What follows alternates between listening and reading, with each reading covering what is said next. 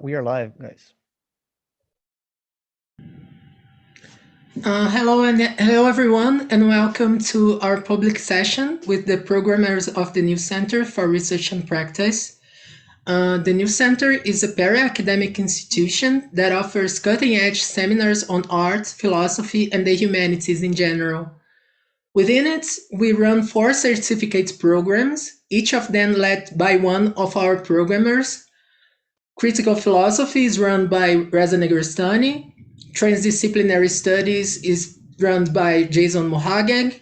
Post-planetary Universal Design by Ed Keller and Carla Leitão, which unfortunately couldn't be with us together. And Art and Curatorial Studies is run by our New Center organizer, Mohamed Salemi. Hello. My name is Cassia Siqueira. I'm a certificate student in the Critical Philosophy program, and I am currently finishing a master's degree in the Federal University of Rio de Janeiro in Brazil, and I work with noise music also. I'm really excited and happy to be a part of this public session today that inaugurates our fall-winter season and the 8th year of operations of the New Center for Research and Practice. As some of you may know, right now our applications for the certificate programs with the possibility of full and partial scholarships are open. And if you have been thinking about applying, and I hope you are, this is a great chance to meet each of the programmers responsible for our certificate programs and also some of our instructors, and to know more about our upcoming seminars and also a way to get to know more about the New Center as an institution.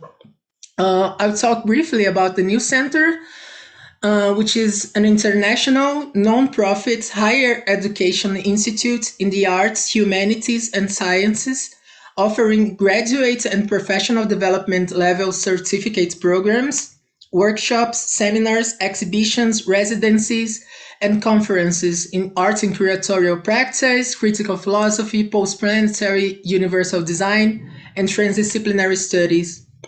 Our carefully selected network of thinkers and scholars advise and assist those seeking to make the transition between undergraduate and graduate schools, between graduate schools and the professions, and between early career to advanced career development. Through studying at the New Center, students practice graduate and professional development level research in a manner that does not interrupt their existing artistic, academic, and professional aspirations, but instead complements, enhances, and intensifies them. The New Center is conceived upon the idea that the space of knowledge is a laboratory for navigating the links between thought and action. Our pedagogical approach bootstraps the conventional role of arts, humanities, and sciences to construct new forms of research and practice alongside, within, and between the existing disciplines and technologies. The New Center's aim is a constructivist one, to assemble an environment, both virtual and actual, that inspires our members to invent alternate understandings that can be put into collective practice. So if you want to know more about us, our programs and upcoming seminars, you can check our YouTube channel and also access our website, thenewcenter.org. And if you have any questions that might not be answered along with the presentations, just please write them in the YouTube chat so we can read them after. So let's begin with our programmer for the Transdisciplinary Studies program, Jason Mohageg. Jason Mohageg is an associate professor of comparative literature at Babson College. His scholarly focus is upon tracking currents of experimental thought between the Middle East and the West, with particular attention to exploring the concepts of chaos, violence, illusion, silence, madness, futurism, disappearance, and apocalyptic aesthetics. So please, Jason, can you tell us some more about the transdisciplinary program as well as the seminars that will occur in it this season? Absolutely. Thank you, Cassia, and thank you to all of you for joining today. I want to just share my screen.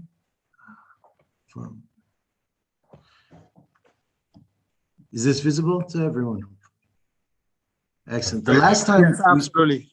Excellent. The last time we spoke about our respective programs, I described transdisciplinarity through the prisms of medieval alchemy and modern guerrilla warfare.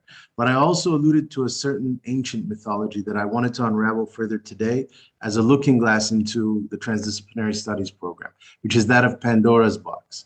In many ways, it's a perfect narrative emblem precisely because the conceptual amalgamations of Pandora allow us to attain the first advantage of transdisciplinarity, which is that of forging transtemporal images.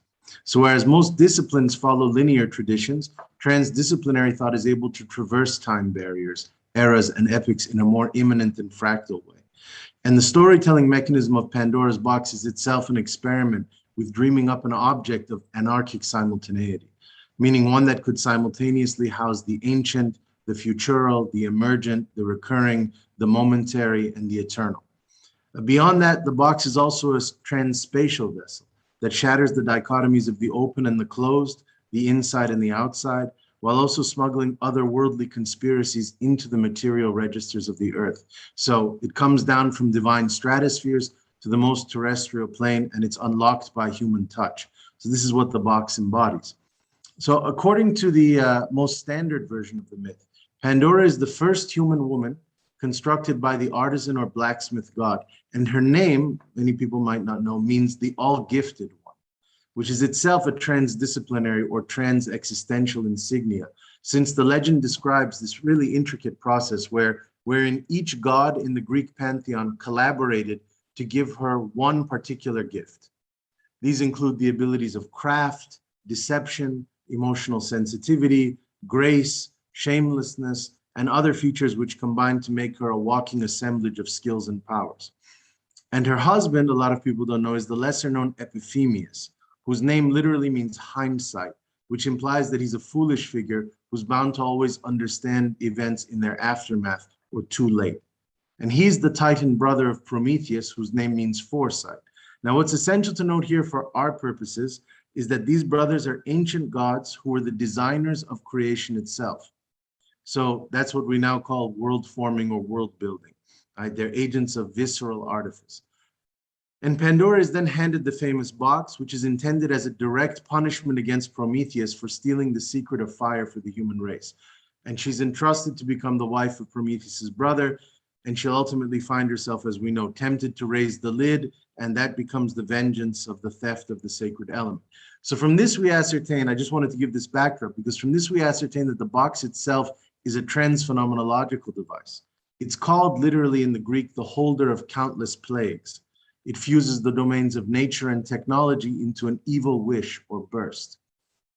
It's natural in the sense that the box contains the most fundamentally destructive dimensions of experience: famine, pain, terror, death, while at the same time being a totally invented apparatus whose task is to harness multiple potentialities in a single interface. So the box's operational logic is both highly technical and primordial, mortal and immortal, impulsive and intentional, gift and curse. It functions through convolution and forbidden enigma, and its opening brings about a transmodal terrain of catastrophe that we all now call being. That's why it's such a crucial story for framing transdisciplinary studies, because all of those aforementioned themes are relevant to what we're doing in the transdisciplinary program, which is to braid together various compartments of time, space, subjectivity, culture, idea, and sensation. And you have to ask, just to end on the mythic part, you have to ask, under what strange circumstances would someone consider mixing substances, events, and destinies like in Pandora's box? What motivation would lead this figure to that final threshold where she would risk everything to blend together things that normally don't belong in the same space? And to my mind, there are three driving reasons why someone would start coalescing and synthesizing distinct forces. One is curiosity, the second is malice, and the third is desperation. We try out new compounds only when our curiosity tempts us towards the unknown, or because we want to devise something that can intensify torment, or out of sheer bewilderment and despair when nothing else works. And that's precisely our own tripartite relation to our present time and future. We are simultaneously curious, desperate, and perhaps even harbor some doom complex that is proceeding toward an apocalyptic outer limit. And this is also the last cryptic detail of the Pandora myth, which I think is relevant to transdisciplinary studies. That hope alone, according to the story, only the sort of demigod hope alone is left clutching to the box in the end. Though it's not clear whether the Greeks meant this as genuine hope or a kind of false and futile expectation. And that, I think the transdisciplinary program attempts to throw dice precisely with this riddle. So for our fall 2021 assortment of courses, we have a number of incredible offerings. First, there's Michael Marder's fascinating seminar titled Starting with Plants, Philosophy of Vegetal Life. Michael Marder, for those who don't know, is a brilliant author and world-renowned professor who's written over 15 books on subjects as far-reaching as phenomenology, environmental philosophy, political thought, or what he called pyropolitics in an early book of his, and on subjects as compelling as nature, dust. He has a beautiful book on dust, by the way. Nature, dust, energy, catastrophe, waste, and the vegetal world. And just to select some lines from the description of the seminar itself, Michael Marder writes, quote, "Despite their conceptual allergy to vegetal life, philosophers have used germination, growth, blossoming, fruition, reproduction, and decay as illustrations of abstract concepts. They have mentioned plants in passing as the natural backdrops for dialogues, letters, and other compositions. They have spun elaborate allegories out of flowers, trees, and even grass, and recommended appropriate medicinal, dietary, and aesthetic approaches to select species of plants. Thus, the vegetal world has the potential to rescue our planet and our species. It offers us a way to abandon past metaphysics without falling into nihilism, by bringing thought back to its roots and rendering it plant-like." Moving on. In addition, we're quite proud to introduce the new seminar of Laura Tripaldi titled Material Interfaces, which is based partially on her cutting-edge book, Parallel Minds, already published in Italian, and it's to be released in translation by Urbanomic Press later this year. Laura Tripaldi is a PhD scholar in material science and nanotechnology, where she works on the design of hybrid nanomaterials and the study of their processes of self-assembly for advanced technological applications. Parallel to her academic research, she writes about speculative and philosophical aspects of science and technology, with a particular focus on the concepts of complexity, self-organization, relational ontologies, artificial life, softness, and material interfaces. And that brings us to the content of this amazing seminar that she's devised. It's an original seminar never taught before, which has one of the most captivating breakdowns of 4 sessions devoted to these 4 concepts: spider webs, viruses, quantum dots, and photographic emulsions. And she asks how these 4 nanotechnological formulations are the basis for a futuristic definition of the body. So to quote just a couple of lines from her seminar description, she writes, quote, "Although our material culture has privileged a view of technological bodies as inert, rigid, and vertically assembled, our growing understanding of materials and the rapid development of practices of nanotechnology have unveiled their ability to self-organize in complex and dynamic structures. In the face of this emerging and emergent material intelligence, establishing new and flexible boundaries between mind and body, subject and object, natural and artificial, living and non-living has become a critical technological and theoretical challenge. At the heart of our investigation will be the concept of the interface, which designates the superficial region where bodies meet, generating complex material networks. And lastly, there's my own upcoming seminar on the figure of the master, starting in just a few weeks. I've actually traced the dark and light sides of various masters for many years in my work, whether that means the leaders of medieval guilds, martial arts circles, avant-garde groups, apocalyptic cults, secret societies, or revolutionary undergrounds. For me, the mythic and material power of outsider masters who create their own zones, rituals, atmospheres, who enchant or dominate others, this is not a controversial topic to me. It's an existential reality. There are those who occasionally know how to weaponize their own persona into an unstoppable shadow that engulfs others in their presence. And it's intriguing, and for me, that is also, by the way, the puzzle behind the transdisciplinary. And it's intriguing to me that these 3 seminars then, the one on vegetal life, material interface, and the master, conceptually align, again, in the most elegant way with the Pandora myth, a course on the most extreme dimensions of nature, the most extreme dimensions of technology, and the most extreme dimensions of subjectivity and event, and all based to a certain extent on the question at the heart of the transdisciplinary, which is, at what point do we decide that our best hope is a method of radical contamination. Thank you.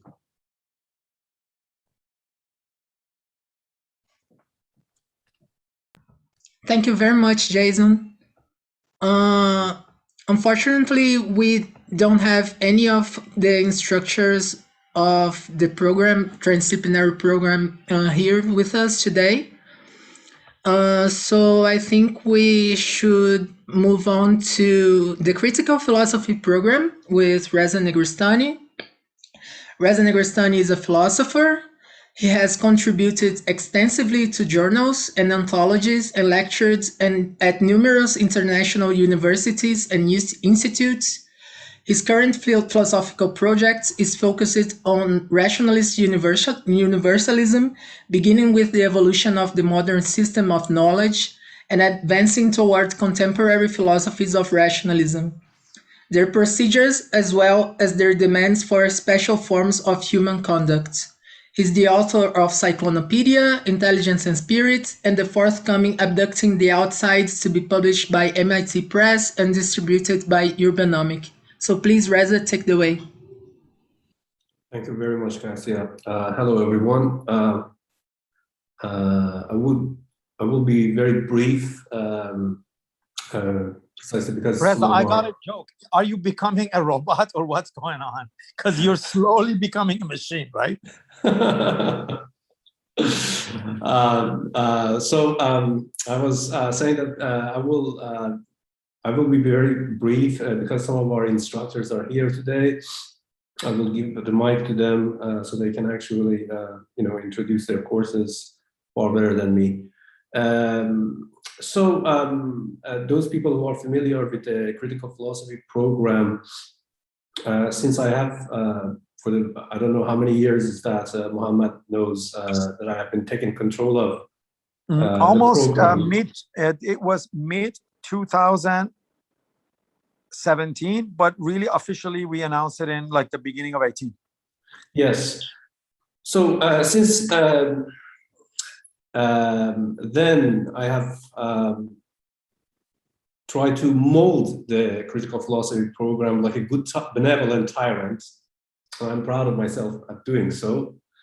I started to kind of slowly take the critical philosophy program from the mainstream continental academic philosophy,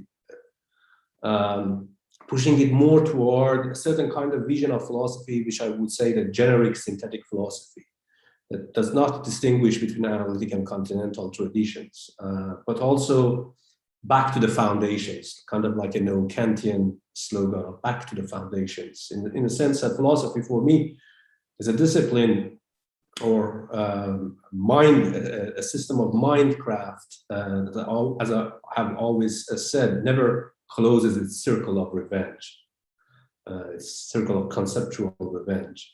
So it is crucial for any person who takes philosophy seriously to constantly go back, shovels the dirt, bring them back to the surface, build something out of it, destroys it, and then recreate.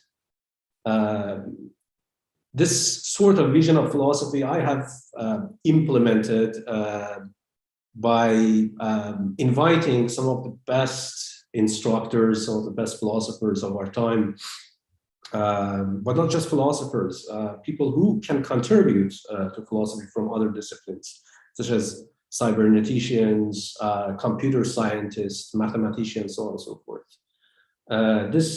Even artists this time, yes, right? Yes, absolutely. This has led to a certain kind of critical philosophy program has become a very attractive place for the past few years for basically bringing young, extremely enthusiastic people who are literally, think of philosophy as their future, right? As not just as a way of life, but as basically their future life. And that sort of commitment is has a certain kind of selflessness with it, precisely because there is no current accreditation at this point at the New Center. So people who are coming to the New Center Critical Philosophy program, it is really out of love and commitment. And that means a lot to me, and I'm sure to other instructors. And I have tried to cherish it by all means possible. So with regard to this upcoming autumn seminars, I would say that we have had a little bit of discussions about this, and we decided to rather compile a series of seminars that have a political edge, and not just a pure philosophical edge. They have a political connotation and political significance. The reason for that was because we thought that given the disastrous global response to COVID-19, the resurgence of fundamentally irrational creeds that ought to be, they should have disappeared long time ago. The resurgence of these sorts of creeds and dogmas requires renewal of the commitments, of the practical commitments of philosophy, and the sort of practical commitments which have also political consequences. So this was the reason that the majority of courses that we are offering in this coming fall have that dimension, have that practical political dimension. Of course, as always, we provide cutting-edge courses in the history of philosophy too, and we have, if I'm not mistaken, we have one in particular, this seminar, a course on Kant's most obscure, unread, untrodden book, Opus Postum by Franziska Eigner. But the rest of the course, if I'm not mistaken, rest of courses are more mobilized toward that sort of response to the bleak intellectual political atmosphere of today, within different fields, from capitalism to philosophy of intelligence, to the territory of subjectivity, to aesthetics, so on and so forth. And that includes also my own course. So I don't want to take any more time. I would let Simon, Konrad, and Colin, and Jean-Pierre briefly introduce their courses. Some of Reza, before you start, I think it would be amazing for you to mention the fact that even though Ray couldn't be here today, and all the effort that we had put into committing Ray Brassier to join our instructors this semester, yes, after quite a few years. Yes, Mohammed and I have been on Ray's tail for the past few months, constantly reminding him to join. And of course, Ray Brassier will teach a course, Capital, on Capital, through the lens of Deleuze and Guattari. I don't think that I need to sell it anymore. Then it's just a course that being taught by Ray Brassier. Just a couple of words from me, if you don't mind, is that sure. It feels like Ray's speculating on what that Marx book of Deleuze was going to be that he never did, because Deleuze was going to do a book on Marx after like the cinema and all that, right? Yes. But he never did, right? So yes. I'm and really of course this absolutely, yes. Also, this is for any person who's interested in the work of Ray. This is obviously reflective of his recent developments in philosophy, so it's a kind of array of Nihil Unbound, an array of Sellars and Brandom, and this is a kind of array of Marx and Adorno and Sellars and Brandom. Thank you. Absolutely. So maybe we should start from the top of the top row. Simon, my dear friend. Hi, hi, Reza. Hello, Simon. Yes. Hello, Mohammed. So it's obviously really lovely to be here. I'll be leading a seminar, 4-session seminar on future theories of intelligence. So this is something, I'm a cognitive scientist, I'm an ex-physicist, if it's possible to be an ex-physicist, having done it once. But I'll be leading a seminar trying to understand what we mean when we say someone or something or some process or some group is intelligent. Most of our science fiction fantasies are fantasies in part about us or something thinking faster, better, broader, deeper, something, right? But in those stories and those fantasies, a lot of it is implicit. We don't really know what we mean. So, when we turn on, right, there's this fantasy, I'm not sure if it's a science fiction fantasy or if it's actually like a public policy problem, right? When we switch on the ultimate AI, what's it going to do, right? And we've had so many different fantasies about that over the years. If we meet we enter the star field and meet the hyper-intelligent aliens, what's that going to be like? We uncover, we open Pandora's box, we gain the esoteric knowledge. What happens next? So the seminar is an attempt to answer that question. So we'll obviously solve that. I'll tell you what happens, or we'll figure out what happens next together. 4 sessions. We'll talk about intelligence as getting what you want. So if you're so smart, why aren't you rich? We'll talk about intelligence as computation, as information processing. We'll talk about intelligence as knowledge, so sort of an esoteric approach to intelligence. If you're smart, you know something that other people don't know. And then we'll end with intelligence as reflection in a dialectical mode and a Hegelian mode, with the idea that true intelligence is the ability to reflect upon one's knowledge and give oneself over to that process. Reza, is that should I add anything on that? Magnificent. All right. So yes, I'm thrilled to There be could be joining you some questions. There could be some questions later, but this is like fantastic. Thanks so much, Simon. Yep, great. We're proud to have you finally teaching for the new center, because if you remember, your first participation with us was last year, right in the beginning of the pandemic. Shelter, We held a public session at Sheltering Places. Yeah, it was like being on AM radio. It was great, you guys. It was really fun. Yes. Conrad, if you don't mind, because you are actually part of the critical philosophy program as well. Yeah.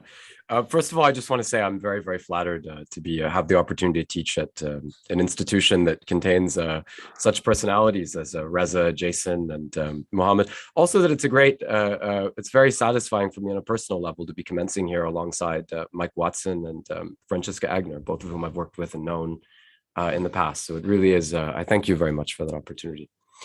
I mean, Reza mentioned this desire to sort of get to the bottom of things and do philosophy, I think, in a very systematic kind of way. And I do share that ambition.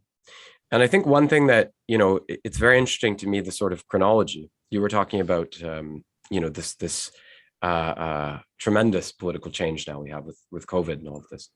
But I think in a way, this goes back earlier, right? Because I feel like, really since, 2007, 2008, I think since the Great Recession, you had, just as that was occurring, it was very interesting because you had a big change happening in philosophy at that time too, right? We know with, speculative realism, which gave birth both to, Brassier was part of that. Then we kind of get, Prometheanism, rationalism coming out of it, but also, of course, this kind of object-oriented ontology and all of that. And, I think for me, in terms of this moment, and getting at the fundamental questions, I think one thing that we need to do is to, without dispensing with these breakthroughs that have occurred, which are very, very significant since 2007, I think that what's very important is for us to try to relate the history of economic and social developments fully, to our sort of philosophical impasse. And one thing I think that maybe hasn't been fully actualized that I think could be furthered, and this is, what I'm going to pursue in my own work, is this question of what is the genesis of the subject as we understand it, right? So, in my seminar, I'm going to be appealing to the work of Alfred Sohnrethel, right? His seminal text, Intellectual and Manual Labor, and talking about the way that he sees, the sort of Kantian categories a priori, or the transcendental subject, as being beholden in a sense to the matrix of commodity exchange historically, right?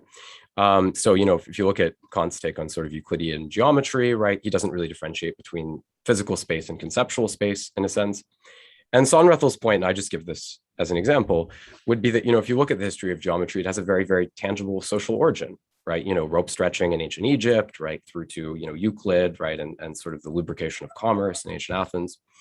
But that, these things don't become transposed, these kind of principles into features of the epistemological subject until you have capitalism. Because what capitalism does is it goes beyond the vector of circulation, right? And it actually transforms for production, right? It commodifies labor power, it creates a working class. So these forms of knowledge can't just rest in this sort of relatively sterile kind of form. They actually have to be imputed, right, to what we would, thereafter view as sort of the living subject, right? When we trace this trajectory through kind of Descartes and Kant, right? Of course, when Aristotle starts with philosophy, he starts with ontology in the categories, right? So it's a specific feature of modernity that we're always going to start with the individual subject and kind of build from there. But I think we also have to ask ourselves, why does the individual subject have that kind of primacy? And what does that tell us about our own kind of mode of production, right? So that's what I'll be doing in my course. And I hope that if you're interested, if there are people out there listening, that you'll sign up and participate. Thank you very much, Conrad. Thank you, Conrad. Yeah, amazing to have you amongst us. Thank you so much. Colin. Is it my turn now? Yes. Great, wonderful. As others have said, I'm really glad to be here. I've been teaching, this will be my third seminar at the new center. It's really been a wonderful experience. I'm teaching here. So I've been teaching seminars kind of along my main line of research, which is about the history and theory of money. This upcoming seminar is going to be a little bit different, although there's a connection there. This seminar is, well, as Reza said, part of our goal is to think philosophy from the foundations. So I'm going to be looking at one particular pillar of the foundation of Western philosophy, which is the idea of geometry and the idea of the geometrical method, which is important to the way that Western philosophers think, because they see it as a way to overcome the problem of induction, right? Geometry holds out the promise to them of a way to speak about all triangles at once without speaking about any particular triangle. And so there's this idea in Western philosophy that geometrical knowledge is the kind of knowledge that all other knowledge should aspire to. So we're going to look at, I'm going to pull out a selection from a bunch of philosophers when they start talking about triangles, which is also, I've long been fascinated by the way that philosophers talk about triangles in kind of weird ways. Like, for example, Plato in the Timaeus has some very bizarre things to say about triangles. So we'll kind of start there.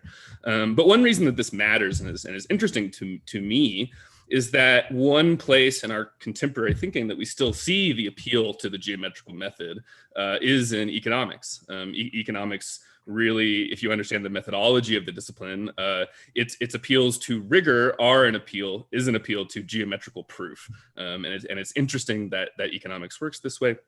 And so over the 4 sessions of the seminar, we're going to kind of examine the role that the idea of geometry has played in Western philosophy, the role that it maybe still plays, but then also challenges to this idea, right? We might consider other kinds of triangles, like the Sierpinski triangle, which is a radically different sort of triangle than the triangles that Western philosophers talk about. So we'll be kind of examining, the question of what is complexity theory, what is chaos theory, what is non-Euclidean geometries of various sorts. What if we take those seriously, to what extent does that make us kind of need to rethink some basic foundational things in the way that Western philosophy thinks about both ontology and proof and demonstration, and kind of try to think about where that leaves us today. So that's the basic idea of the seminar. Thank you very much, Colin. Thank you. Just a couple of words, Colin. You're one of the newest instructors joining us. I just want to say that like people are totally like enjoying your Capital and Power seminar. I'm getting so much good feedback on it, and yeah, it's so glad to have you amongst us. Good, wonderful. Well, it's really been a blast to do this seminar, especially the one we did on Sunday. I thought was really excellent. So it's great to have the opportunity. Thank you. Dear Jean-Pierre. Hey, I'm elated to have been invited again. It's like the 4th seminar I'm giving at the new center. Very happy about it, and it will be kind of a return to some of the themes of my first seminar that I gave, which was already related to art. I was kind of doing other things, like the last 3. It will be the 5th, actually. Yeah, no, the 4th. The 5th. The three latest ones that I gave was more about world making and had a more epistemological bent to it, and kind of also examining some political consequences of the idea of plurality of worlds, for instance, in Nelson Goodman and Badiou, as you know about it. But the last one, this forthcoming one, will go back to aesthetics and with a kind of polemical bent to it, because, for instance, we've been getting a lot of critiques of indeterminacy in the discourses about art in so-called neo-rationalist circles. For instance, I don't know, Suhail Malik's work, or maybe some of Inigo Wilkins' work, and things like that. And what I want to do is to go back to my research on John Cage and indeterminacy in music and in art, in order to extract a different kind of concept not of indeterminacy, but a different kind of consequence of indeterminacy that will enable a kind of inferentialist aesthetics, a kind of new rationalist aesthetics out of indeterminacy, which is usually the subject of critique in neo-rationalist circles. Also, this is kind of trying to answer or to give a model or at least a version of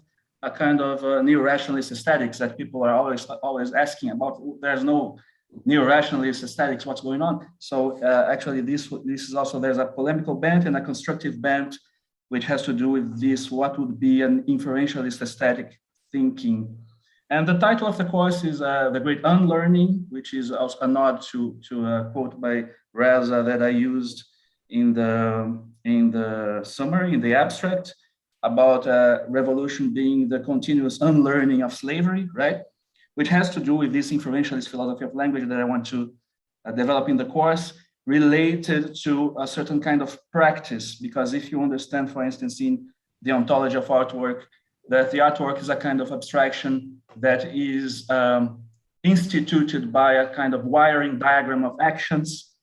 When you introduce a kind of one unwiring of a certain link in the diagram, you'll have to rewire it, so to speak. So this is a kind of a model of coming up not with a different syntheses for sensible contents, but also synthesis of action, different kinds of action, wiring diagrams of action.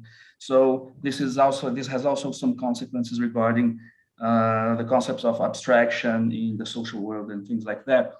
So and also the great unlearning has another different kind of reference to it, which is to the work of Cornelius Cardew, which is this great experimental musician that was working in the tradition of John Cage, but then he became a Marxist-Leninist, and his solution to the political content of his work was to basically throw it all out and start composing like Beethoven again. So this is also kind of a retrospective polemical bent, which is to save his own work from his own critique that he made to it. So this is the basic idea. I will be dealing. Sorry. Oh, sorry. I thought you finished. I'll wait. Go on. So just a sec. I'll finish right away. And so I'll just we'll examine this big work of his, which is The Great Learning, which is based on Ezra Pound's translation of the Great Digress from Confucius. And then when he became a Marxist-Leninist, then a Maoist, he was replacing the text of Confucius for a text with a text from Mao Zedong. So this is something that interests me a lot. And how can we recuperate in terms of a certain political content, the indeterminate phase of his work and his thinking. So this will be an example. The course is not about cardio, but will be an example that it is a didactic example and something I will be going back to through the 4 sessions while I develop this inferentialism and indeterminacy, all these different themes. Thank you very much, Jean-Pierre. I was gonna say, JP. I was going to say, first of all, I just wanted to remind people that you did a wonderful seminar in Portuguese for us. That I don't think you counted that. So mentioning that, which is on the archive. And for those Portuguese-speaking people in Brazil and Portugal, I totally recommend, because they're also public and you don't need a membership or registration to watch them. One thing that, and then second thing is that it's a question, because I was very involved, this is when Reza just first moved to New York, that a series of talk by Sohail at the Art Space, followed by the session with Reza, Sohail, and Ray Brassier at the Miguel Abra Gallery, right? And also because I'm familiar with Inigo's work, he also taught for us few seasons ago, a seminar on noise. It's a question, right? The way I understood their critique of indeterminacy is their critique of indeterminacy applies to the interpretations of work of art, whereas I feel that the category you open is indeterminacy in conception and production of the work of art, which doesn't necessarily lead to an indeterminate sort of hermeneutics, but yes. that begin with indeterminacy in the site of production. Maybe you want to just address that, because and how it is these two can relate. That's all. Because also your seminar is cross-listed at Art and Curatorial, and Reza basically introduced all of you as philosophy seminars, also Matins, right? So I feel as an Art and Curatorial programmer, I have I can just come in and say 2 cents about it. Go ahead. That's great. Thank you, Mo. And also, I should add that Martin is also somebody that there's a text in the course that I might of Martin's that I might also use about the great learning, about Cardio's great learning. But yes, regarding the critique of indeterminacy, usually it is a critique of hermeneutical indeterminacy that is put forward by Sohail and Inigo and some others. Nevertheless, usually this critique of indeterminacy people might think that it impinges upon, for instance, the Cajun artistic practice, for instance. So what I'm trying to do is not to negate their critique, not to say that they're wrong or anything like that, but to shed light on a different use for indeterminacy that, you are right, has more to do with conception and a certain kind of circuit of action. But this circuit of action can be also integrated to the way people receive the information. It's also a way of understanding a certain kind of practice. And if you understand this practice as having practice as its own material, things start to look a bit different as well. So I think this approach can inform also the reception in a certain sense. But yes, you're absolutely right. Thank you. Thank you very much, Jean-Pierre. I think, Dan, it's your turn. Who, me? Yes. I just got here. Well, that's what you get. Reza, Okay. I'm so impressed with your discipline that beside Francisca, every instructor that you recruited for critical philosophy showed up to our session today. That's you are a benevolent dictator. But Yes, I use my powers with precision. Apparently, he was wearing the Thanos glove, and Yes. the stones of power were too much for him. So Yeah. Okay, my So, dear friend Daniel. yes. So, do you want me to describe? Sure, that would be fantastic. Sure. Yes. Well, so the seminar that I will be teaching is basically it revolves around an idea that I have been pondering and working upon for many years and months.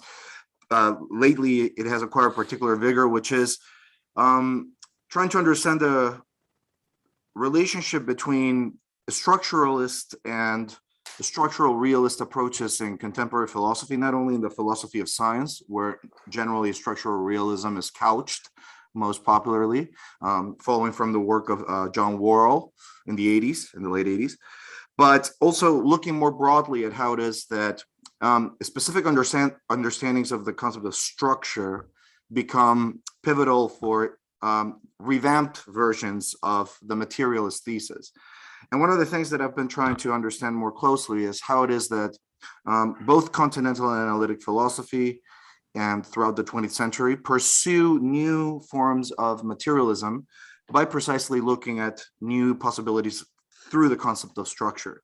In the case of the French post-war tradition, this is very, very well known.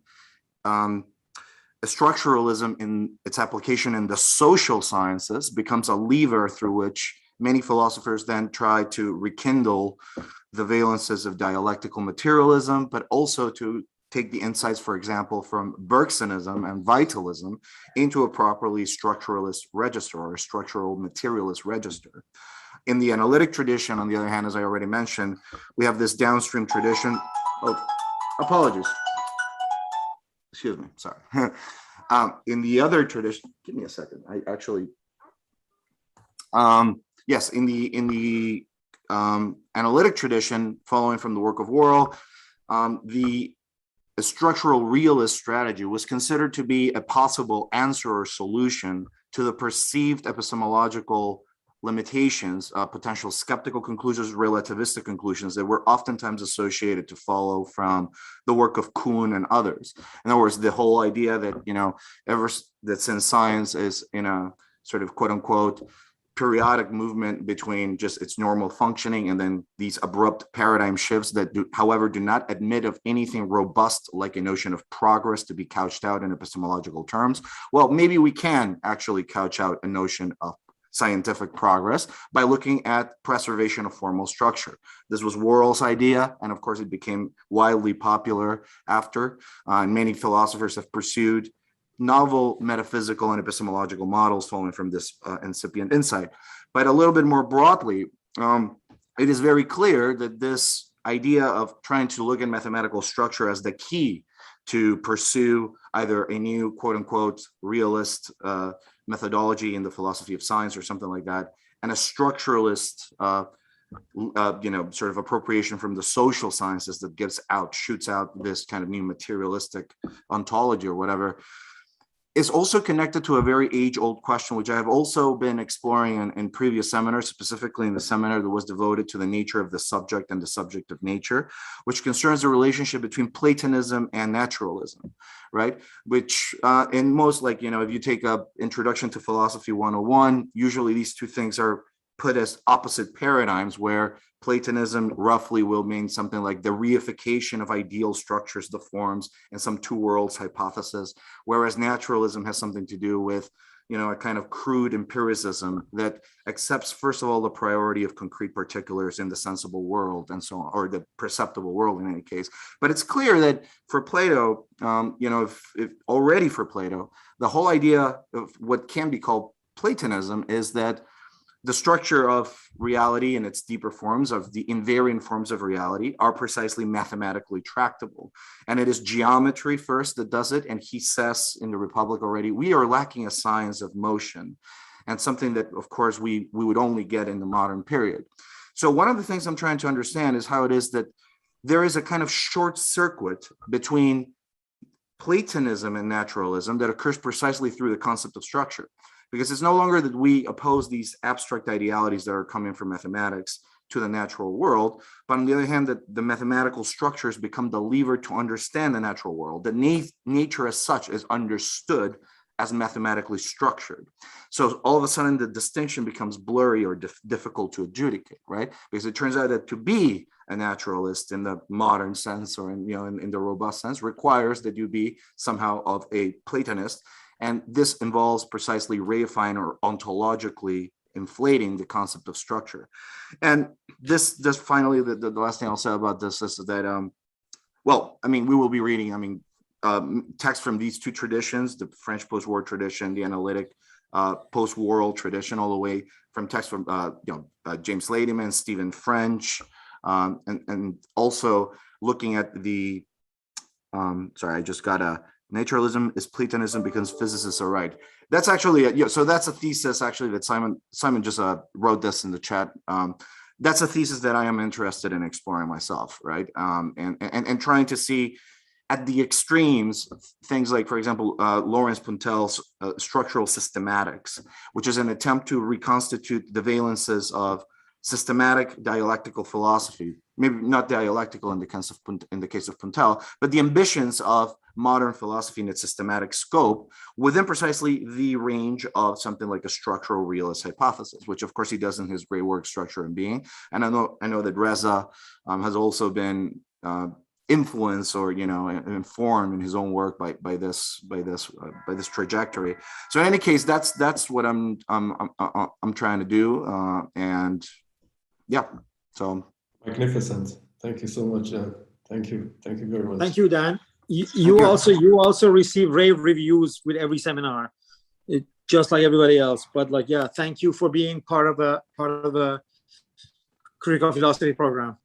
Thank you. My pleasure. Thanks to you. So I think even though Matin is not actually, his course is not really for the critical philosophy program, but I would basically consider anything that Matin teaches as part of the critical philosophy program. No, it is. It's cross-posted as art and curatorial and philosophy program. Yes, okay, so then good, then magnificent. Yes. Matin, if you are available, that would be great if you can introduce your course. Yeah, sure. Can you hear me? Yes. Okay, great. I'll try to see if I can put the camera on. The button is down there in the Zoom interface. Yeah, I know. It was just a problem with yeah. Hello. Can you see me? Yeah. Yes, absolutely. Okay, great. So the course that I will be doing is called Alienation from Above to Alienation from Below. And what I will try to do is to pit against each other the Marxist concept of alienation within the critique that Thomas Metzinger does of selfhood. And in doing so, we will kind of look at the interconnection that occurs when you look at the way that what when understood as the subject or the liberal subject is a kind of reified process, rising from the commodity exchange and the exchange abstraction, but then how does then relates to the kind of neurocomputational mechanisms that Thomas Metzinger very eloquently addresses in his book. And this interconnection, I think, is very important and necessary in order to kind of update concept of alienation, which maybe in the Marxist sense, it has been really worked through. But it didn't, so far as I know, it didn't take into account this other form of materialism, perhaps a bit more naturalist approach that Thomas Metzinger does. And as a kind of bridge, we will be looking at the work that people like Sylvia Wynter and Franz Fanon have done around the concept of sociogeny, in the sense of, how are, different kind of social processes then affect and effect, a specific, certain conceptions of the subject. And to that extent, we might even go into perhaps a critique into another form of alienation that, two different forms of thought, like from Afro-pessimism work in relationship to social death, in which, you know, sometimes has a kind of ontological overtones. So we will look at maybe some of the assumptions that are taken within this concept of alienation and work through them, and perhaps build a critique or trying to work it through. So, and then in the last session, we'll probably make a connection to noise, but, you know, from in the way that Cecile Malaspina works through noise in relationship to the effects that alienation has on consciousness, and when it goes too far, when it produces the mental state of noise, which it goes far enough, can bring the catastrophic reaction. And by doing so, we will hopefully, you know, have a kind of overview or maybe some tools to try to understand maybe some of the reasons of the many emerging pathologies that, you know, especially in the last 2 years, have accelerated quite dramatically. And yeah, so I hope this makes, you know, a kind of brief overview of what this will be about. So Martin, this is a joke, but it's like you're playing good cop, bad cop, right? Like good alienation, bad alienation, and like sort of like the above, sort of like the imposed social alienation, and below the required alienation that we need in order to actually utilize it towards some kind of like proactive subject, right? Yeah, I mean, that's the key issue with alienation. That is, on the one hand, it's like, I mean, it's an effect of modernity, and it's something that we will ever, you know, as long as you crack that subject-object relationship into our own hands, or the hand, you know, then, you know, how do we deal with it? And I guess for Hegel, it had very good connotations. It's, you know, necessary for self-consciousness.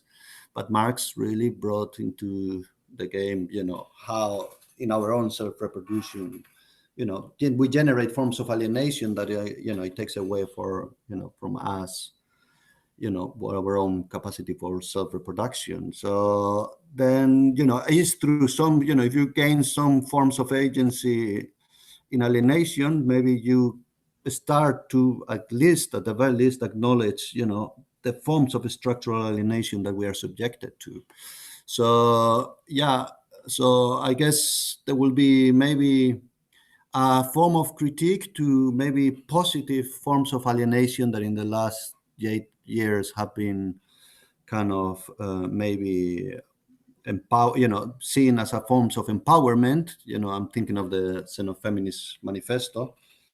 You know, so maybe not. But also the work of Ray, because Ray also talks about this type of sort of like emancipatory alienation, and I think xenofeminism kind of like it's kind of like is informed partially by Ray's. Exactly. But here we go to, you know, very long discussions that we had with Reza, you know, which it has to do with the, you know, to what extent do, you know, our engagement in capitalist relations, you know, determine our form of consciousness. You know, what is the level, the room to maneuver? And I think one will have to be kind of quite specific and careful into not doing some overblown forms of totalization. You know, so not just alienation can be just good in itself. One will have to basically qualify it and, you know, quantify what forms of alienation, which hopefully that's what we will do through this seminar, to try to be more specific about both the negative and positive qualities of alienation. Yeah. Amazing. Thank you so much for. Yeah, thank you all. We're very excited to have you. Thank you. Yeah, first of all, thank you all of the instructors for the great presentations about the seminars. And now we'll move to the Post-planetary design program, which is run by Ed Keller and Carla Leitão, which, as I said, could not be here with us today. Ed and Carla are the founders of AUM Studio and SPEC AE, which joined the Data Matter group show at the Venice Biennale in 2018. Keller and Layton have convened more than 20 international conferences and lecture series, and the work and writing has appeared in Volume, Punctum, Triple Ampersand, Evolo, A+U, AD, Metamorphose, Wired, Metropolis, and many others. Keller is a designer, professor, writer, musician, multimedia artist, and independent scholar. From 2012 to 2020, he was the director of the Center for Transformative Media at the New School, associate dean at Parsons College, and from 2009 to 2020, he was associate professor at Parsons. He has spoken on architecture, film, artificial intelligence, technology, and ecology internationally. He has also recently done seminars at the New School, Parsons, on topics such as post-planetary design, soundscape, and designing AI. Layton is an architect, professor, and writer, a lecturer at the Rensselaer Polytechnic Institute School of Architecture. Sorry if I mispronounced. Layton's studio and seminars explore the intersections of architecture, urban systems, technology, ubiquitous cultures, and immersive VR at RPIs. So, Ed Keller, please take it away. Hi, Cassia. Thank you so much. Can everybody hear me? Yes. Hello, Ed. Cool. Hey, everybody. Really good to see you all and to meet a few new folks. Colin, I guess Simon had to jump, but it was really good to hear some of those courses presented. And I'll speak briefly about the program and our upcoming fall and winter session. The Post-planetary Universal Design Program, as some of you know, it's a hybrid seminar and research studio structure. It's based in architecture as a core discipline, but neither Carla nor myself are straight-ahead architects, and neither is the Post-planetary Universal Design Program. We're interested in engaging some core questions that start by surveying precise disciplinary models of thinking and designing from disciplinary platforms, but questioning the limits of the disciplinary boundaries to ask, perhaps most importantly for the program, for whom and for which timescales is design intended? And we really mean that across a very, very wide range of timescales. Design is always a radically temporalized act. It functions as an amplifier, as an attenuator for planetary broad spectrum codex, if you will, of historical, material, organic, socio-technical configurations. And architecture as one mode of design operates across many of those temporal arcs, from the moment of a gesture or the brief lifespan of a single organism to millennial-long presence of cultures and cities, laws, and ecosystems. So historically, design and architecture have worked to fix and capture and transmit stable configurations from one given moment in time, past order, into the future, or to alter those configurations and project an altered configuration into the future. What we're interested in this program is projecting across and into alternate pasts and constructing alternate futures. So this year, our arc in the Post-planetary Universal Design Program has covered the design of worlds in the first session back in the spring, the design of atmospheres in the fall session with our guest lecturers, and the design of cosmos in the winter, spring of 2022. We approached this year with the intention to identify what we were calling points of intervention and to map out a range of models that would run the gamut from design buildings to urban interventions, design biologies, design governances, ultimately new forms of design intelligence for environments yet to come. We started with a focus on constructions of and for the surface of the planet to try to think of world building at both a planetary scale, but a subplanetary scale, from building to city to landscape to ecosystem, always considering flows of energy, information, and culture. In the Ruskin sense, you know, the kind of hot flows of the Southern European and Arab culture, which convened in Venice with the Northern cold flows of Northern Europe. So the first studio that we ran was set up as a kind of a probe to take stock and consider the disequilibrium of multiple systems and spirals and compile an index of research and design possibilities.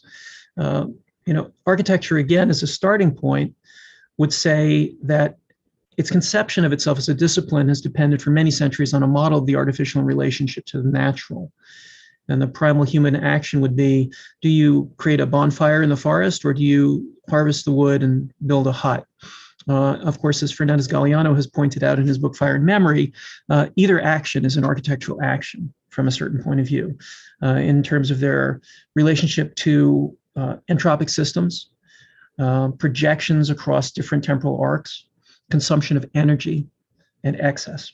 And so we've been very informed by and interested in that idea of expenditure and excess in relationship to design, broadly writ, and architecture as a subcomponent of design in terms of how it manages excess and reconceives itself as a discipline.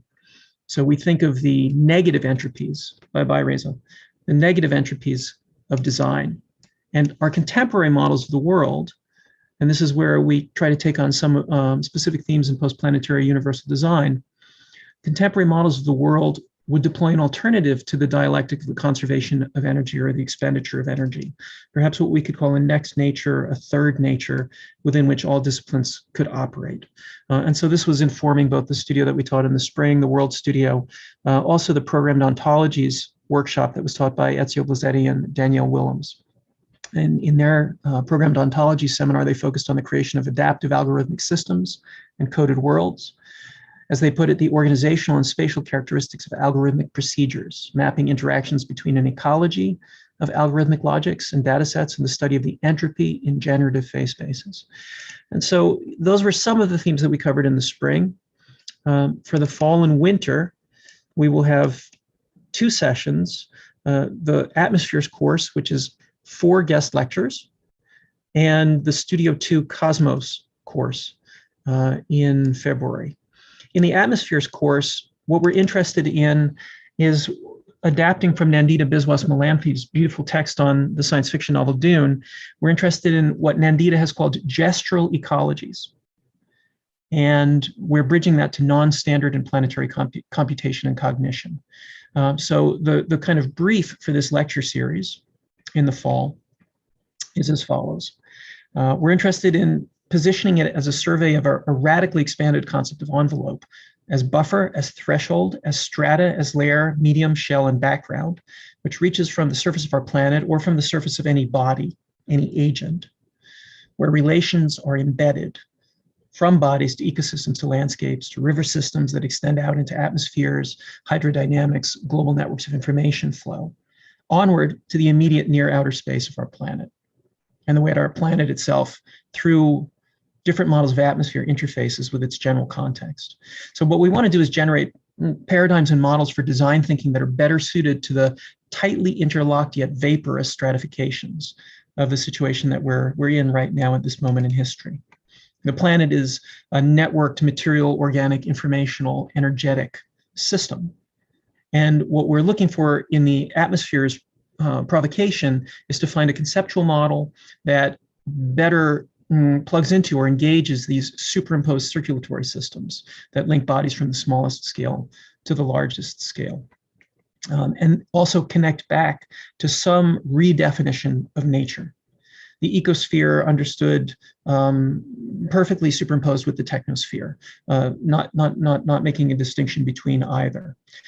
We would say that perhaps revolutionary concepts of sustainability, not in the conventional sense, and resilience, absolutely not in the conventional sense, could be found by deliberately interweaving path dependencies and potentials of this other nature, third nature, new nature. Again, positioning culture and technology as aspects of a universal system.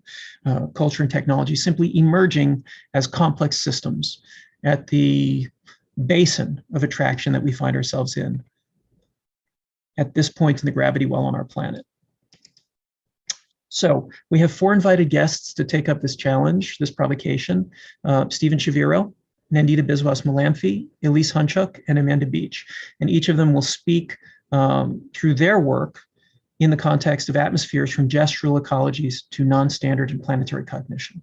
Of course, Nandita offers us a very beautiful concept of gestural ecology. I'll read a brief quote from her because it's quite important in the context of this kind of seminar and lecture series. Nandita says, gestural ecology is the elusive stratagem of an ecological perspective that uses the interaction of elemental movements across landscapes, such as sand and water, to track, that is localize, translate, that is decompose, components, so as to identify and manipulate mechanisms of activity and transcribe movement across landscapes.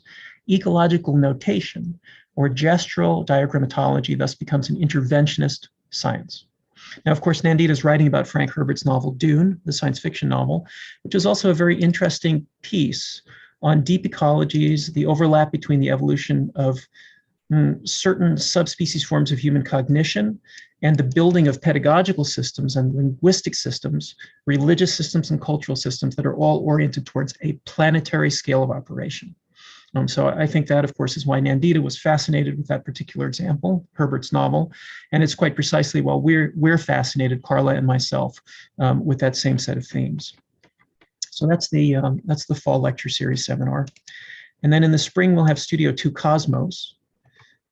And we did start off the brief for this studio with a passage from the Xenofeminist Manifesto.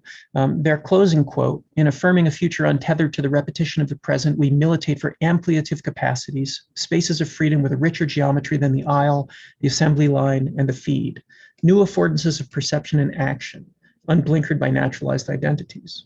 They argue against nature, right? I'm sure everyone remembers this passage.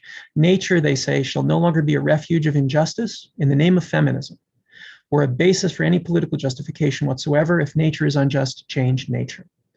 And so in aligning ourselves with that militating for ampliative capacities, we're interested in what it means to think about design far beyond the envelopes or atmospheres or limits. We refer to Freeman Dyson in one of his manifestos, which I think he first started thinking of in the 1970s. It's a passage called Noah's Ark Eggs and Viviparous Plants. And this is a fantastic short manifesto that he wrote. Carl and I were lucky enough to see him deliver this lecture before he died. He was, I think, 92 at the Starship Century Conference in San Diego back in 2013. He says, looking ahead 50 or 100 years, we shall be in a position to design biosphere populations adapted to prosper or survive in various environments, various planets, asteroids, and comets. For each location, we could design a biosphere genome, and for each biosphere genome, we could design an egg out of which an entire biosphere could grow. The first species to emerge from a Noah's Ark egg, I think we have to get beyond the Noah's Ark terminology there. The first species to emerge from a Noah's Ark egg would be warm-blooded plants designed to collect energy from sunlight and keep themselves warm in a cold environment. They would then provide warmth and shelter for other creatures. Effectively, what Freeman Dyson was arguing for many years ago was the genetic engineering of trees to be warm-blooded, sun-gathering, kilometer-wide mirror lenses within which humans would cohabitate. Now, this is a fabulous concept. It was amazing to see a 92-year-old fellow deliver this concept at the Starship Century Conference. I think it was the most interesting and radical thing that we heard at the entire conference, and something he had been cooking for quite a while. So those two quotes inform us, the passage from the Xenofeminist Manifesto and Freeman Dyson on warm-blooded spaceships, as trees as spaceships. So what we're interested in this studio would be to consider the surface of the planet and everything that we've constructed in the past millennia, leap off Earth and connect terrestrial techne to deeper and broader timelines. We would ask, what's an operational new nature? What is this potential new nature or third nature? When does architecture transform into landscape, extend beyond a horizon, link to systems off planet, and catalyze a revolutionary universality, or begin to participate in a revolutionary universality? Our planet itself is indexically a computational system. Meteorology, geology, biology is computation. All of these material systems, with a deep nod to Michel Serres, bundle together different temporalities. For example, the Earth has registers of massive addressability in river meanders, which arc across tens or hundreds of thousands of years.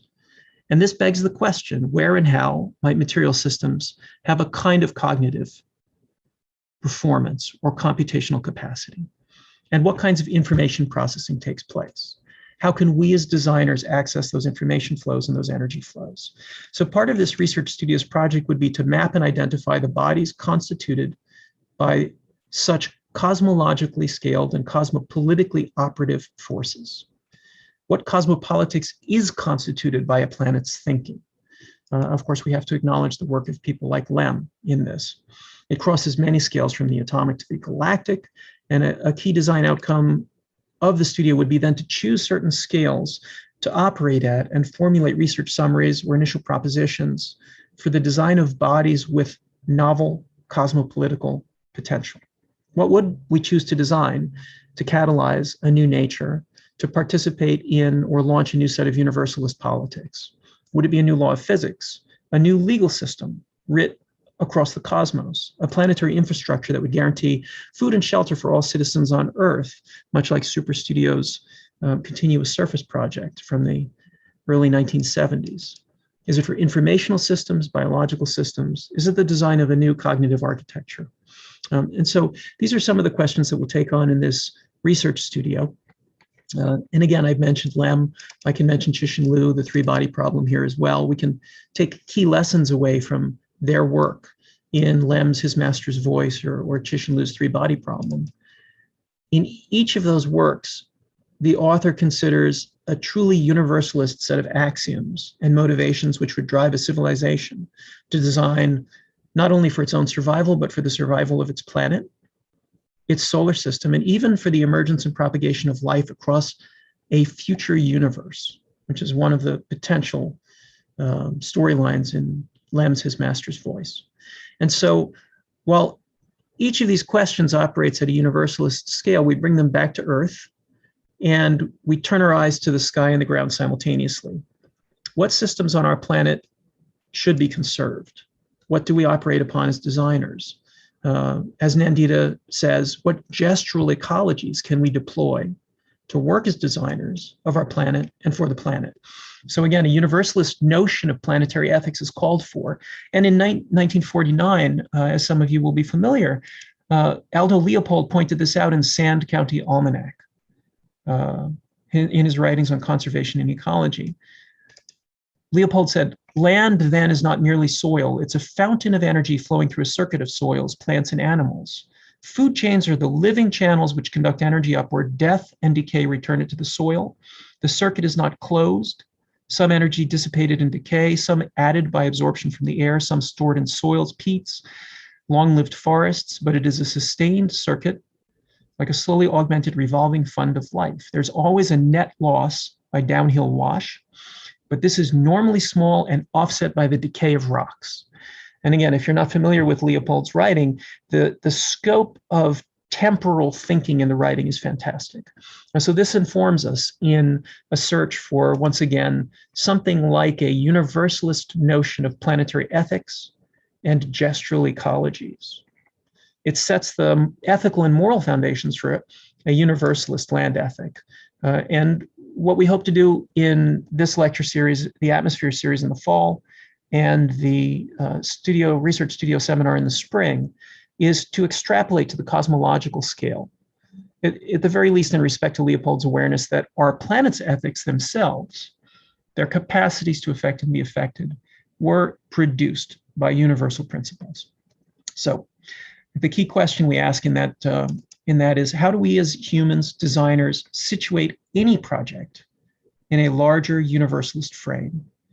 And what forms of radical empathy, co-living, co-evolving, mutualism, and shared ontologies do we catalyze as we care for ourselves and the planet? And ultimately we'll be tethered, connected, bound, rooted, slowed down, accelerated, nostalgic to some world, the one that made us and where our bodies match up. So that's a kind of a quick summary of the first part of the sessions, and a look forward to the fall and the winter. Ed, I think it's kind of important to mention all the work you guys have been doing, and Jason and I will be involved with also in conjunction with the Italian virtual pavilion and these conferences that are coming that are sort of like have a foot in the Post-planetary Universal Design Program and the Venice Biennale thing, and these kind of like I'm involving the people in Vancouver who are going to like, yeah, because this is also going to like somehow be part of the program. And that's why we're only doing limited number of seminars for this season, because there's such a exciting program of sort of like para new center stuff happening. So I just wanted to like ask that and ask you to kind of like Absolutely. maybe just briefly talk about it, because I think it's very important that like you guys been doing great work on the pavilion, and also like how you've generously involved new center people to sort of like participate, and how we're planning to do stuff in the upcoming months. That's all, because I think that's kind of part of the program too. Oh, thanks a lot. Yeah, I actually I skipped over that because of Cassia's generous introduction, but it's an important part of it. So this year I'm a creative director with the Venice Architecture Biennale under the aegis of the Italian Pavilion. And the way that this is set up, there are about 22 creative directors. Each of us is a kind of a sub-curator working with Alessandro Mellis and Tom Kovac, who's curating the virtual pavilion. We've been invited to pull a series of exhibitors and to convene a series of events, workshops, panels, conferences, symposia, under the themes that each of us was given. In my case, the theme I'm curating around is space and planetary design. So I have a range of folks in the space and planetary design group, which runs the gamut from David Gersten, arts, letters, and numbers, to Rhett Russo, the architect doing acoustic design and novel ceramic design, to Fred Sharman, the historian of space settlements, to Carla Leitao, of course, my partner, to Michael Morris, the architect who is designing houses for Mars and the moon, to the Future Studies program that Jason Mahag is the founder of, and a range of other folks. And so effectively what we're doing is we're putting together a series of workshops across the year. It is at the discretion of each of the exhibitors to decide what those workshops or conferences or panels would be. I've already put one together about a month and a half ago called the Overview Effect Lectures. And that brought together Ben Goertzel, the AI developer, Peter Watts, the noted science fiction author, Lydia Calapoliti, the architect, engineer, and historian, and Stephanie Wakefield, the geologist and historian and philosopher, to talk about the overview effect in relationship to their own work. So what we'll be doing is through the first weeks of November, when the Biennale closes, organizing more of these lectures, workshops, seminars, and panels. The new center will be putting together a conference. Mo, you could talk a little bit about that, because I believe it's an extension of one of your conferences from 5 or 6 years ago. Yes. And so this is I'll talk about it. This is a fantastic opportunity. So again, the only other comment I'll make, Mo, first is that across the year, as the post-planetary universal design projects develop a bit more, whether they're proposals or they're simply research projects, either is fantastic.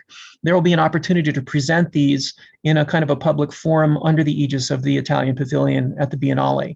And there's a possibility that Juliet Aranda will do something like this, extending the LEM seminars and the Futurological Congress work that she's done, which I'm sure many of you are familiar with, over a number of years, as Juliet is also an exhibitor in the space and planetary design track. So that's this wonderful opportunity that we have, and it's very interesting in that the kind of charge that was given to us as effectively sub-curators was not so much to pull exhibitors together, although it's important for all of the people in my track and all of the tracks to exhibit, but to support the exhibitors in launching events. And so that's what the Italian Virtual Pavilion is really primarily oriented towards this year. So, Mo. Yes. I guess, I'll just like save it, and I would speak about it as part of the Art and Curatorial program. I'm the last speaker. So, and I would also add a few words on just New Center in general in the beginning of its eighth years of operation. So yeah, I don't know if Cassia wants to introduce me, and then I'll take over. Okay. Mo runs the Art and Curatorial Practice program. He's an independent Berlin-based artist, critic, and curator from Canada. He holds a BFA from Emily Carr University and an MA in Critical Curatorial Studies from the University of British Columbia. He has shown his work in Ashkal Awan's Homework 7, With the Wits, and Robot Love. His writings has been published in Influx, Flashheart, Third Rail, Booking Rail, Ocula, Arts of the Working Class, and Spike. Salemi's curatorial experiments for machine use only was included in the 11th edition of Gwangju Biennale. Together with a changing cast, he forms the artist collective Alphabet Collection. And Salemi is also the organizer of the new centers for research and practice. Please, Mo. Yes. Hello, everyone. You want to switch to my face maybe because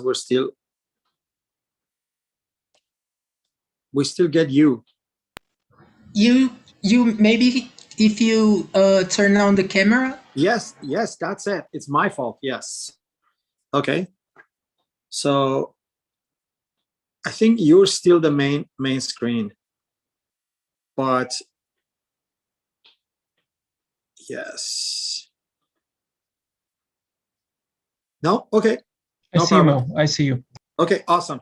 Yeah, I guess you know what happened is like my laptop has difficulty connecting, so I'm using my phone to connect, and that's why you see a little bit of like movement is because I'm on my phone. So I guess the phone interface is a little bit different than a laptop interface. This year for the Art and Curatorial program, as you already noticed, we've got Martin and we've got Martin, and also I will be myself leading a seminar with guests together with Romola Moares, our newly graduated certificate student who is beginning a PhD at CUNY with Fulbright scholarship, and excited to be working on a seminar with Romola. I'm not sure if he can join us right now because he's running around trying to find a place to live in New York, and he had some apartment appointments and he had to go see the brokers and stuff. But the seminar really, like what Reza was saying, we're thinking about the impact of the COVID on both the production and circulation of art, but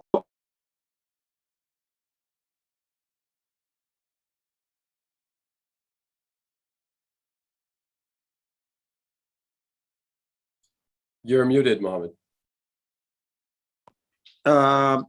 So I don't know where did it get muted? It got muted automatically. I didn't touch anything.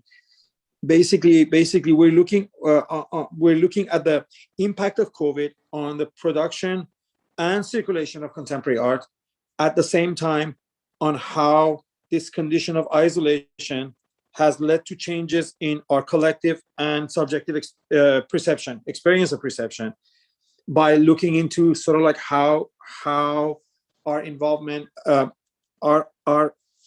with technology, or our identification of involvement in technology, and what has it brought. And what's new about this seminar that we're going to lead is like all other similar seminars in the Art and Curatorial program, which we call them survey seminars. We will have guest lecturers, but we're trying to do something new this year, which is instead of having one guest for each session, we will begin by an introductory session with me and Romola, sort of like laying out what's going to happen in the seminar. But we're going to have two guests in each session with two different opposing opinion on the topic for the session. And we will hold almost like not only a presentation by these guests, but a debate between them. So like we're trying to like, because the position is split on the impact of COVID. Some people think COVID is completely destroying the art market and sort of like basically shrinking the art world. On the other side are people who believe that this has been a great opportunity to expand the production and circulation of art. There are people who are thinking about the positive impacts of isolation and intensification of involvement with technology, and those who think that it's been very detrimental to our soul and to our psyche. So we want to really create an environment in which these things can really be hashed out and debated. So say in our 8-session seminar, instead of having 6 guests, we're going to have 12 guests, plus me and Romola opening and closing the program. So this is sort of like the main thing we're doing. Plus, with the help of Ed and Carla, we're organizing the second part of the Incredible Machines Conference. For those of you who have been around the New Center, might remember that actually the Incredible Machine Conference was the precursor to the New Center in March of 2014, with the help of Jaden Adams and Tony Anik. I basically organized a conference for Access Gallery in Vancouver, which was part of a Canada Council-funded research program I was part of for 3 years, that basically looked at the impact of computation on artistic production and human subjectivity. And we basically had many guests from around the world, and we used the Google Hangout, precursor to Zoom technology, to bring a lot of thinkers and theorists and philosophers and artists from around the world. Basically, those we couldn't afford to bring to Vancouver, we invited to participate in Google Hangouts. And really the success of this conference is what gave 3 of us the idea that we should make it a permanent platform and begin a sort of a school that will have regular lectures and programs rather than a sporadic one based on some kind of funding that we're able to secure. So the conference will basically be the continuation of a work we will do in this seminar. And the way we're going to do the conference is that instead of asking people to come and talk, we're going to commission short pieces of text. So actually there's a material output from the conference, and the conference itself will be invited guests and authors. Some of them will overlap with people in the seminar, which will basically put forth their ideas in a form of basically they present their abstract in the conference, and the feedback from the audience and those selected people invited to participate in the debates will be incorporated in the publication that will follow the conference as the sort of what's left of it. So this is sort of what we're thinking of planning for this semester. Of course, the seminar will involve a lot of curators and artists, but also we want to bring in people for the first time from the art market, from the people who administer residencies, from the people who are involved with contemporary art journalism, because we want to create an overall sort of overview of what do people think, what has been the impact of COVID on the what people call the art world, or what we want to call contemporary art, right? So that's really what we're going to be doing in the Art and Curatorial program. So basically the seminar and the Incredible Machines Conference. Also, there's cross-posted seminars that already their instructors kind of talked about what they're doing. So yeah, so that is really what we're doing in our Arts and Curatorial program. Now, to run this session a little bit short, also, I just want to close by talking about New Center. This is our 8th year of operation. New Center began, as I said, out of the Incredible Machines Conference. And for the first few years, me and Jaden and Tony, 3 of us are the programmers. And Tony left us to start his PhD program. Jaden to start their sort of independent writing career. Jaden's on our board, and Tony right now is an instructor. He will be teaching a seminar for us, and also I've invited Tony to put a series of workshops for the Goethe Institute Munich, which will happen in November. Very excited to still be working with my colleagues from 8 years ago, maybe not at the capacity of programmers, but at the level of the board and as instructors. And yeah, and it's been a great thing to be part of, and also basically more and more, I run the New Center as part of my own studio practice. I consider myself an artist whose practice is to basically program or organize the activities of the New Center. And another thing I wanted to say at the end is that we're starting tomorrow, we're going to announce this. We will be releasing a series of short videos that are part of our sort of like online public program. These videos, we call them Accelerationist Lab with the hashtag of ACC Lab. These videos are short 5-minute videos. Each video is around 5-7 minutes. They're free and on our public YouTube channel. It's basically what I mean is that you don't need to be a student or a member to watch them. They're like very short, and they're for people who don't want or have time to actually get into a course, read the material, and follow the seminars sort of like rigorously like a student, but they're interested in some of the ideas. So from each seminar, we isolate what we consider like one of the most important ideas discussed by the instructor, and sort of like edit these videos 5 to 7 minutes, and sort of like title them based on the idea that we thought the instructor was talking about. And basically these 5-7 minutes video seminar will be a video coming out soon. So basically in this semester, we'll be covering all the seminars from past semester and sort of like outputting these 5-minute videos almost on a daily basis. So please watch our YouTube channel. Already we've made a bunch of them public, but the first batch, 17 of them, will become public tomorrow. And we'll be continuing to basically add more and more to this list of basically they're like idea videos. And already we're getting a lot of good feedback on them, people commenting and emailing us saying like, this is great precisely because for us who don't have time to delve into sort of like 2.5-hour seminars, these short videos will provide a way of basically understanding what the researchers and scholars and thinkers and our instructors are up to and sort of interact with it. Yeah. So, and also like really want to thank to our members who basically are by paying their membership due, they support the operations of the new center. This also includes institutional members who are basically university departments or galleries, museums, and other institutions interested in our program for their staff or their residents or their students, because these membership dues are very important to our survival as an independent institution that do not receive any funding from any government or any larger foundation. We solely operate based on our membership fees and our basically tuition that students pay to be in a single seminar or be part of a certificate program. It also enables us to offer partial and full scholarship to students and basically keep a global community of not necessarily like-minded people, but people that are like-minded in the topics they want to see discussed. So yes, I'm very proud to have been able to, with the help of many, many colleagues and friends, to sustain the operations of the new center for the last 8 years, 14, 15, 16, 17, 18, 19, 20. Basically, we're entering our 8th year of operation in September. And yeah, Ed has been around from the very beginning, maybe not as an instructor, back when he was at the new school. And yeah, and it's great to see, like, I mean, Daniel Sassoletto, he was one of the guests of the Incredible Machine Conference.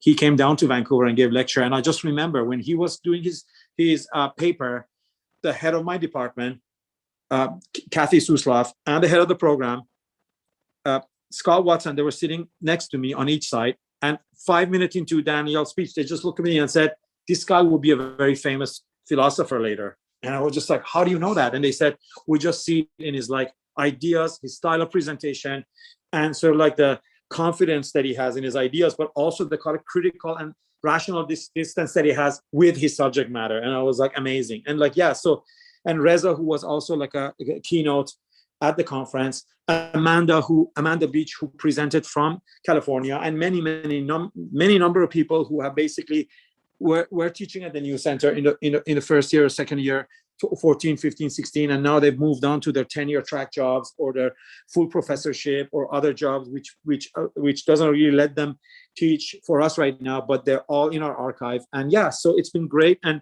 thank you all for being here and participating. And yeah, and also we'll change the length of each semester, because this is also kind of important. We have heard feedback from our students that like our fall winter semester was always short, September, October, November, December, but our spring summer was January, February, March, April, May, June, July, August. So we kind of divided up properly. So now our fall winter is September, October, November, December, January, February, 6 months. And then our spring summer is March, April, May, June, July, August, 6 months, same number of credits offered in each one. And this way it makes it easier for people to plan their education with us. And we're in the process of the approval process by the Ministry of Education in Portugal to be able to offer an online master's, both to incoming students and some of the students who are able to convert their seminars that are taken in the past and convert it to the masters. That's still in the making because of the bureaucracy and how COVID has slowed down all these like processes. We're still waiting, but that project hasn't been abandoned. It's still in the making, and sooner or later we're going to find out when are we able to actually officially start it and announce it on our website and on our social media platform. So if you're interested in what we do, follow our YouTube page and enjoy these Accelerationist Lab 5-minute videos. And also, like, the first session of every seminar is posted for free, which is usually the introduction session in which the instructor explain what they're going to do in the 4, 8, or 12 session seminars. And it will create sort of like a way of people to see if they want to engage with seminars or they want to become a member or not. And follow us on Instagram, follow us on Facebook, and thank you so much for being part of the News Center for the last 8 years. So thanks. And I think we can close the session, right? If there's not many questions from people, or if there is for anyone, we can address it now, and after that we can close. There is a question actually for Colin and Daniel, but Daniel left, so I'll just paste here. Maybe read it. Yeah, where are the most interesting points of intersection between structuralist realism and geometrical thought post-Plato? I don't know if I understand the question, this PW here. Yeah, well, did you get it? The content of the course. Yeah, for sure. Basically, the link between structural realism and geometry itself as an image of structure, right? So maybe Colin wants to address that, but this is a little bit getting into the content of a course. Maybe we can tell them, well, take the seminar and then you find out. But Colin, if you feel confident to answer it, pick up the question. Yeah, I think that's, take the seminar, and it's not till spring, so I still need to think about exactly what my view is. And I don't know the philosophy of science literature like Daniel does, so I'm a little tentative. But the point is, what are the notions that we have ahead of time about what a structure has to look like in order to be a structure, in order to live up to being a structure. And this is a problem because if we look at, if we look at like complex systems or things like this, they don't seem to live up to at least one notion of what it would take to be a structure. That's what chaos means, nothingness, and so there's a lack of structure there. So part of what I'm interested in thinking about, I guess, in my seminar, I obviously can't speak for Daniel, but is the question of whether the world might be structured by structures that defy our preconceived notions of what structures have to look like, and then where would we be? I think for a more satisfying answer to the question, take the seminar. Take both. Yeah, take both. Yes, thank you, everyone. And looking forward to all these seminars. Also, just to add, instructors will do a proper, longer video a few weeks before the seminar, giving a little bit more information about the syllabus. And we'll be posting those also publicly to our YouTube page. This is like a new practice we started a couple of seasons ago, and more or less COVID sometimes like interrupted because some instructors really don't have time or they're not around to do a video for a seminar, but we're going to be more rigorous and doing them. And also, I'm going to take this opportunity and say, we're going to be a lot more robust in doing the programmings. We are going to be programming our next spring, summer right away. And I encourage people who are watching this and they feel like they have something to teach and something to say, please send us your seminar proposals. And I'll be the one who basically think about which program they will be suitable under and forwarding them to our programmers to consider. And don't be afraid, News Center is not like a closed clique. As you can see the list of instructors who taught for us, we have a core group of people, but we're always adding new people, and we're always looking forward to those like Mike Watson and like Esther Leslie and other people who just basically came up with ideas, and we just said, great, you can come and teach this at the News Center. So please don't be intimidated by our title or like our 8 years of existence. And if you want to teach with us, no matter who you are, what sexuality, what gender, what background you have, sometimes even what language you want to teach it in, because as I said, we're getting into multilingual seminars. just come forth with your proposal, and we're more than happy to consider it. Yeah, and thanks again. Cassia, Thank you all. Let's say a few words. Thank you. Thank you, Mo. Thank you, everybody. Thanks so much, Mo. Yeah, thanks for staying. Those of you, all those who stayed till the last minute, thank you so much. And yeah, please say hi to Carla. We know she's busy, and yeah, it would have been lovely to have Carla here to speak a few words, but I'm sure in the introductory video we deal with that. And yeah, we know how busy you guys are. Okay, thank you, Mo. Thank you so much, everybody. Awesome. Always Thank a pleasure. Thank you. Thanks.